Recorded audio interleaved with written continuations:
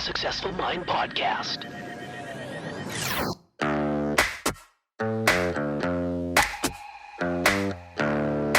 Successful people learn how to make their minds work for them. I'm David Nagel, and this is the Successful Mind Podcast.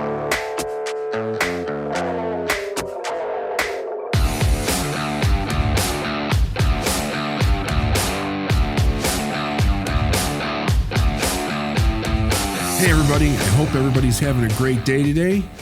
Welcome to the Successful Mind Podcast. I want to share with you an idea that keeps many people stuck from ever moving forward to reach the possibility of success and purpose in their life that is definitely theirs. That's definitely their birthright. And that's the idea where success first starts to appear in a person's life, whether it's an idea or an opportunity or maybe even a tragedy that would spawn many people into the idea of like, I've had enough. I want to make a change in my life. I'm done with this. That's kind of where it started for me. But there's a problem in that space, okay? And the problem is something that I like to use, one of the universal laws, to help people understand. But let me share just a little bit of information from Napoleon Hill's book, Think and Grow Rich. He says there's a difference between wishing for a thing and being ready to receive it. No one is ready for a thing until he believes that he can acquire it. The state of mind must be belief, not mere hope or wish. He says open-mindedness is essential for belief, and closed minds do not inspire faith, courage, and belief.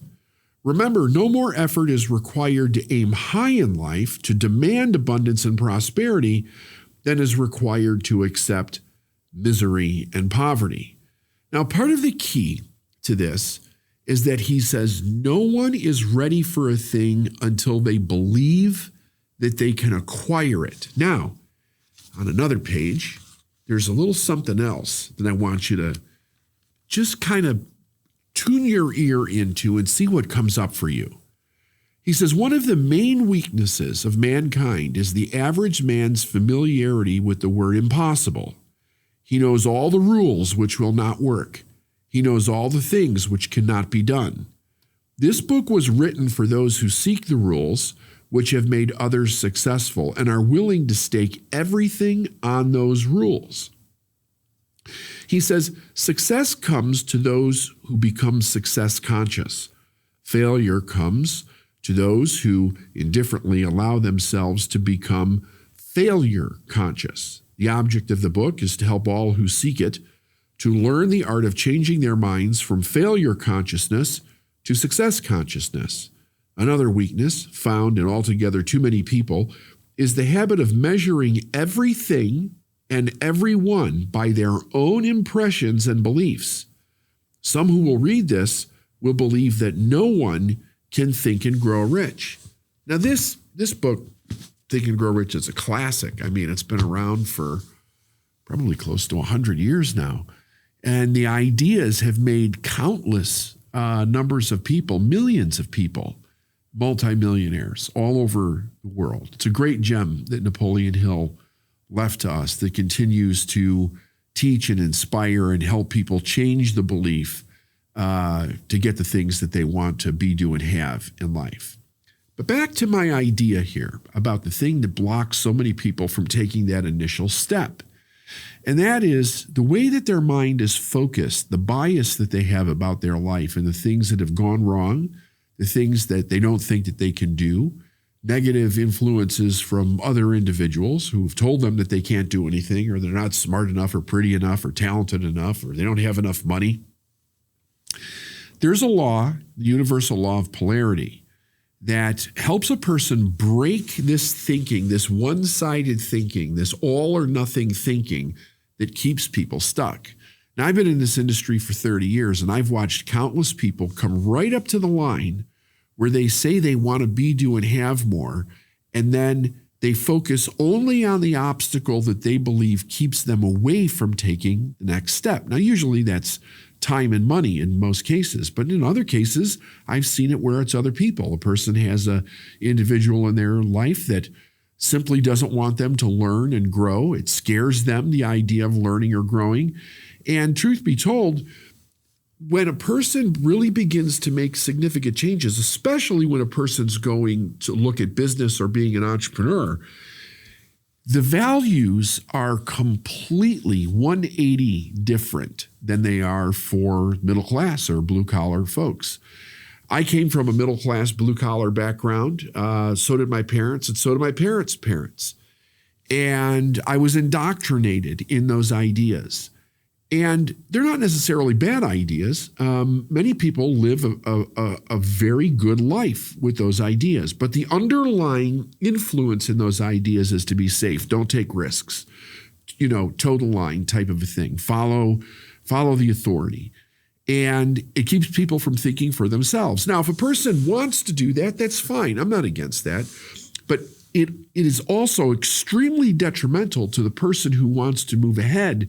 But all of the experience and knowledge that they have in their life has come from this one-sided idea that it's almost like this. You have to have success before you can have success. Like, I don't have the time. Somebody has to give me the time before I can make time to do something different or learn something different.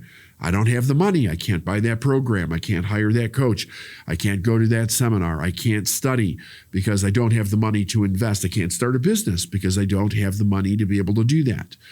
So the idea is that for a very weird reason, they always seem to not have the one thing that they need to make the decision to be able to move forward. So if we take what we call the law of polarity, and the law of polarity is basically the idea that everything in the universe has an opposite, it's equal and opposite, okay? And it exists for everything physical and non-physical. So I have a pen here, and I want to use this to demonstrate this law. This is a pen. This is a pen. It has a right side and a left side, an up and a down, an in and an out, okay? It has complete opposites. But one of the things that most people don't realize about this law is the left and the right are connected. The opposite sides are connected. Well, that's not just for physical things. That's also for non-physical things. And this is where it gets a little sketchy for people when they try to start to believe about the things that they want, that they have attached in their mind the idea that there's risk or loss of outcome, or I possibly make the wrong decision in my life. I make a mistake and something goes terribly wrong. If you look at this pen as representational of that law of polarity, that everything has an opposite, whenever you're focused on something, let's take an idea, something happens in your life and it emotionally triggers you, and all you can see is the negative or the pain or the fear of that idea that is now present in your life. Well, chances are you're probably not aware of the opposite side of that thing. So if it's a bad thing, you might not be aware of the good, right? If it's a right thing, you might not be aware of the wrong. If it's not having something, you might not be aware of the abundance that is right close to your very life. And on with this law, because the opposite side exists in all cases at all times. Just because we can't see it or interpret it doesn't mean that it's not there. Now, it's difficult at first to try to accept this law because our mind wants to hang on to what it thinks that it actually knows. And I've used this law very often to help business owners break through the mindset that they think that they have to have the money before they can start doing something. Meaning that they will look at all the evidence in their life of why they don't have it, right? They'll look at bank accounts, they'll look at credit cards, they'll look at savings, they'll look at how much cash do they actually have in their pocket. And they'll say, David, I just can't do that because I don't have the money. Well, Napoleon Hill is talking about what is the first thing that we have to have? We have to believe that we can acquire it. See, the truth is that nobody has what they need when they start off to be successful. Because the starting point is desire. That's the place where each and every one of us starts. And we have to follow the desire first. See, everything that is, ever was, or ever will be is 100% present in all places at the same time in the universe. The key is that we begin to engage the greatest power that we have, which most people don't realize is your ability to choose something, and then you begin the journey to go after the thing that you want. And when you start to go after it, when you begin to focus on that and you start to go down the road of that journey, the things that you need begin to show up. But they don't go, let me find another way of saying that. They don't show up if you do not make the decision to go down that road. If you're facing the road, if you're at the edge of the road, or you're at a Y intersection in your life and you're going, I can't do that because I don't have what I need, what you don't realize is that everything you need comes after the decision. The decision has to happen first. So let's take this law. Let me show you how to use this law to really retrain your mind so that the appearance of things, or the lack of things, I should say, never stops you again from moving forward. Now, does this require courage? Yeah, it requires courage. But when you really want something, the courage is already built into the desire to actually have it. It's not something you have to go out and find. It has to be something that you seriously want. Next time let's look at it like this. From this day forward, start playing with this law in your everyday life.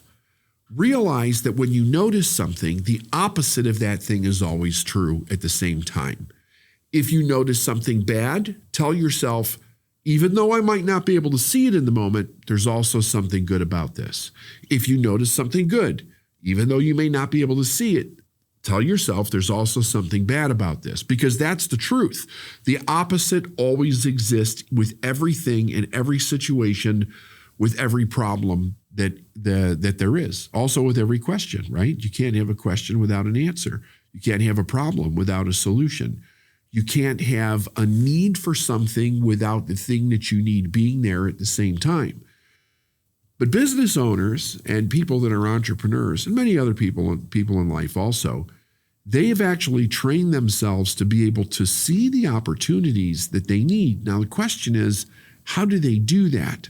Does it come from just focusing on one side? Well, maybe, but also it comes from the idea of looking at something holistically and being able to see the truth in something. See, if I hold up this pen and I just cover one side and all my focus is on, say, the negative side of the pen, if there was such a thing, then that would become my reality for the time being. And if I had a negative emotion attached to that, then emotionally I would be overcome with whatever the meaning is that I've attached to something. So let's look at that for a moment. When you look at something in life that's beautiful, it's not the thing that's beautiful, it's the meaning that you've attached to the thing that actually makes it beautiful. Everything just is. It doesn't matter what it is, because human beings give meaning to everything, meaning that we can interpret, that we can think by, that we can make decisions of, that determine whether we're in joy or whether we're in misery. It also determines whether we're in poverty or we're in abundance, because it affects everything. If I choose to take this pen and I choose to look at the whole pen, right, then I will see something different than if I just see one side, right? If I was to cover up the point of this pen and the only thing that was in my awareness was this part of it, I would think to myself, what use is that? What am I going to do with that? There's nothing to do with that. That's plastic with something inside of it. But if I realize that the opposite side has a point in which to write with, all of a sudden it becomes a useful tool. Now, that may appear to be overly simplistic, but the truth is that life itself is a lot simpler than we really think, than we really experience in our life. We've attached meanings to it that grip us with such fear, doubt, and worry sometimes that we can't think around to the opposite side to see what the truth is. But when we look at something in a holistic way, we'll begin to detach emotionally and go, look, everything just is. Whatever I'm experiencing is what I determine I'm going to make out of this experience. That means if I'm going to attach a meaning to something, that's going to be the experience that I have with this thing. Think about something that could happen in a person's life that's horrific, right? Maybe they lose somebody. Maybe they lose their business or money, or somebody passes away, and they're hyper-focused on the pain of that event. In that moment, the opposite side, the opportunity, for whatever it might be doesn't seem possible at that moment. When we're in the worst pain of our life, we don't think we'll ever be happy again. It seems so far and so distant.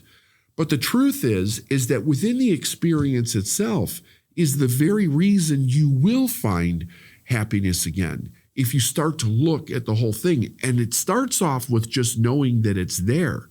You don't have to know what it is. You don't have to know how you're going to get there. You don't know what you're going to need to cause to go over to the other side.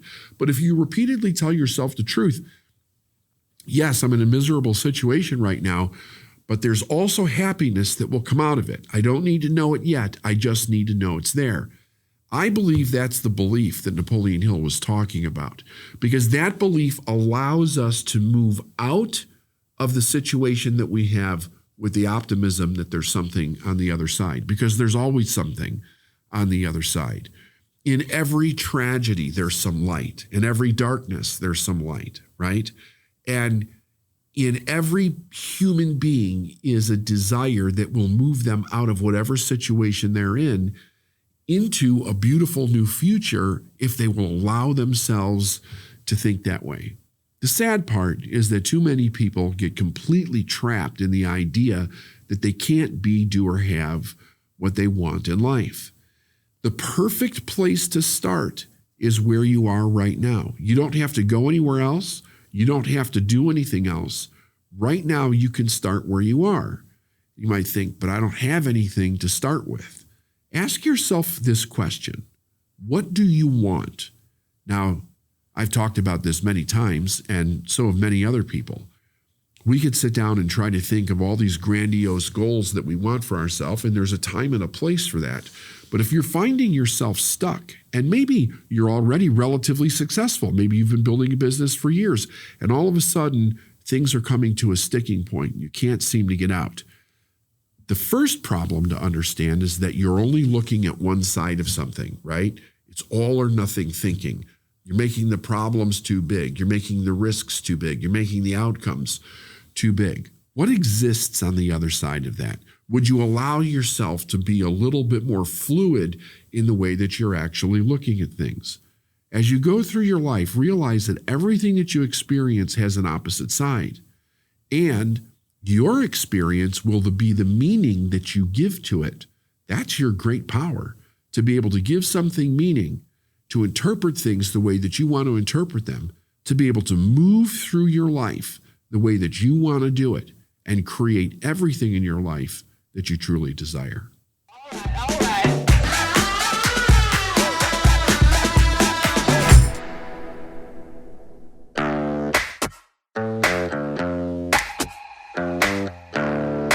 Thanks for listening to the Successful Mind Podcast. If you like what you heard and you want to learn more, go to lifeisnowinc.com.